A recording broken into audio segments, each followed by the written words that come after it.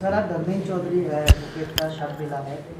किन किन बिंदुओं पर जांच हुई और अभी क्या सामने आया है? देखिए, दिनांक 25 जुलाई की रात को लगभग 11 बजे के आसपास इस थाने पर एक वकील साहब जिनका नाम धर्मेंद्र चौधरी था, जो प्रॉपर्टी का काम करते थे, उनके गायब होने के संबंध में उनके परिवारीजनों के द्वारा थाने पर सूचना दी गई।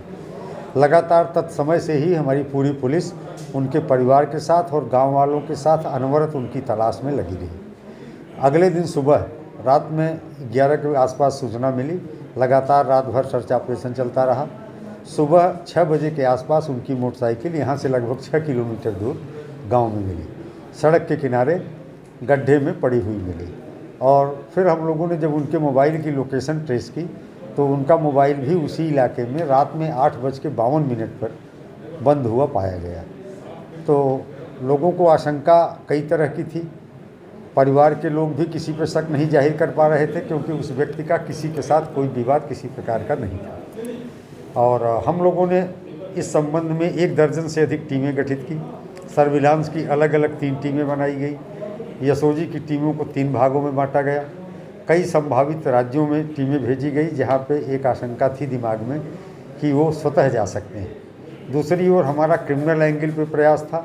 तमाम सर्विलांस और तरीक़ों से जांच करने के बावजूद कहीं से भी कोई क्रिमिनल लिंक इस प्रकरण में मिल नहीं पा रहा था, क्योंकि जो भी स्थिति इनके मोबाइल की थी, जो रूट था और उस रूट पे आने जाने वाले जो लोग थे, उन सब के लगातार सर्विलांस में प्रयास के बावजूद कोई सफलता नहीं मिल पा रही थी। लास्ट में जानकारी ये थी कि ये 8:06 पे 25 तारीख की रात को 8:06 पे अपने अभिन्न मित्र विवेक उर्फ बिक्की के यहाँ खाना खाने के लिए गए थे। अक्सर ये लोग वहाँ पे पार्टी करते थे और वहाँ खाना खाने के उद्देश्य से गए थे। बिक्की, जो लगातार इन्हीं लोगों के साथ तलाश में पुलिस के साथ साथ चल रहा था, उसका ये कहना था कि वो जैसे ही पहुँचे हैं थोड़ी देर बाद एक फ़ोन आया है और हलो हलो कहते हुए बाहर निकले और बोले 5 मिनट में आ रहा हूँ। लेकिन जब 2 घंटे तक नहीं आए तो बिक्की का कहना है कि हम लोगों ने खाना नहीं खाया और हम अपने घर चले गए अपने दोनों नौकरों के साथ। बिक्की का कहना था कि वहाँ पर केवल 3 लोग थे, बिक्की, उसके दोनों नौकर और ये धर्मेंद्र चौधरी, जो वहाँ केवल 5 मिनट के लिए आए थे। जितने सीसीटीवी कैमरे पूरे शहर में थे, सबका 24 घंटे तक का परीक्षण किया गया। इनकी मोटरसाइकिल किसी भी कैमरे में जाती हुई नहीं दिखाई पड़ी और IDPR, SLID तमाम तरीक़ों से लगातार अन्वेषण करने के बाद हम लोगों ने पाया कि बिक्की की लोकेशन दुकान से उसके घर तक थी। जो टाइमिंग उसके द्वारा बताई जा रही थी बिल्कुल सही थी। और इनका भी लोकेशन जिस रास्ते से यहाँ से 6 किलोमीटर दूर जहाँ मोटरसाइकिल मिली थी जाना बताया जा रहा था, वो भी वेरीफाइड था, लेकिन कहीं CCTV फुटेज नहीं मिल पा रही थी।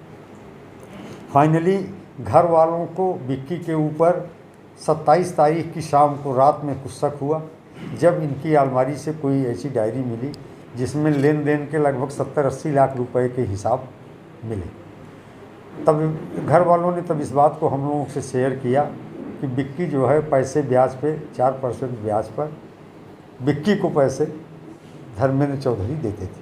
और उस डायरी से पता चला कि केवल एक महीने का ब्याज जमा था। ब्याज करीब 10 लाख के आसपास हो गया था। फिर घर वालों को भी शक हुआ बिक्की की नीयत पर कि संभव है कि बिक्की ने ही पैसों की लालच में कोई अपराध कारित कराया। हम लोग भी बिक्की को शक के दायरे में लेकर उसका एनालिसिस किए। उसकी भी टेक्निकल एनालिसिस से किसी भी रूप में नहीं पाया जा रहा था कि उसका इस घटना से कोई संबंध हो सकता था। लेकिन बिक्की ही वो व्यक्ति था जिसके दुकान पर इनका जाना प्रमाणित था, क्योंकि जाने के 1 मिनट पहले का एक CCTV कैमरे का फुटेज था जिसमें धर्मेंद्र चौधरी वहां जाते हुए दिखाई दे रहे थे, लेकिन वापसी के कोई चिन्ह नहीं मिले थे। फिर हम लोगों ने बिक्की का लाई डिटेक्टर टेस्ट कराने का निर्णय लिया। दिल्ली की ट्रुथ लैब में उनको भेज करके वो तैयार भी हो गए, भेजा गया। और वहाँ भेजने के बाद वो पलट गए और उन्होंने अपना लाई डिटेक्टर टेस्ट कराने में अपनी अस्वीकृति व्यक्त की, कहा कि मुझे ब्लड प्रेशर है, शुगर है।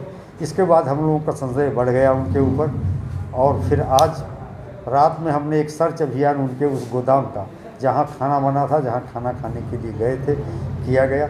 लगातार 3 घंटे के अथक प्रयास के बाद उसी गोदाम के अंदर एक गड्ढा था जो सीमेंटेड था, उस गड्ढे के अंदर से हल्की हल्की बदबू आ रही थी। उस गड्ढे को खुदवाया गया, उसमें टाइल्स पड़ी हुई थी। टाइल्स जैसे जैसे हटती गई दुर्गंध बढ़ती गई। विश्वास हो गया कि यहाँ पे शव है।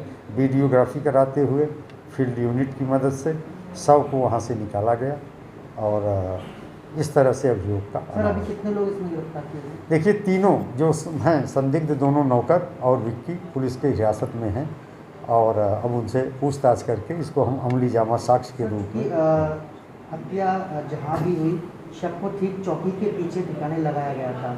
ऐसे में चौकी और चौकी प्रभारी जहाँ भी पुलिसकर्मी वो तैनात थे, उनकी भूमिका किस तरीके से आप देख रहे हैं? देखिए, उनकी इस प्रकरण में कोई भूमिका नहीं है। अगर किसी का घर थाने के पीछे है और घर के अंदर कोई क्राइम करता है तो थाना इन्वॉल्व नहीं माना जा सकता है।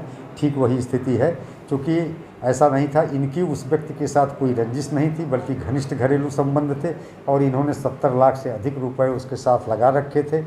उसके यहाँ भोजन करने गए थे। अभी तो कहीं न कहीं घर किसी न किसी का होता ही है, तो इसलिए उस चीज़ का इससे कोई संबंध नहीं।